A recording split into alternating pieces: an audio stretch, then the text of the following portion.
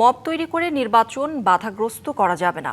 বাংলা মোটরের রিহ্যাব কার্যালয়ে বিশৃঙ্খলার প্রেক্ষিতে এ কথা জানান রিহ্যাব নির্বাচন বোর্ডের চেয়ারম্যান জহিরুল হক ভূঁইয়া।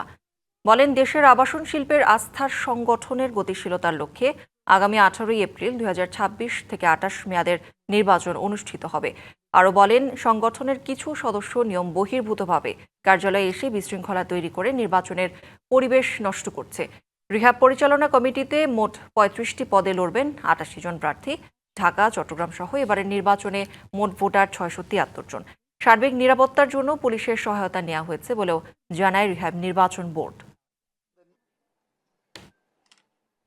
20-30 জন লোক আসছেন, এসে একটা হইচই করছেন, নির্বাচন বোর্ড নাই কেন, আগামীকাল বিভিন্ন কথাবার্তা বলেছেন। ওনারা এই এক এক দিন এক এক দাবি দেওয়া দেয়। এখন আজকে এগুলো কেন করেছে, এটা আসলে মব সৃষ্টির পিছনে কি আছে আমি আমার মাথায় ধরছে না।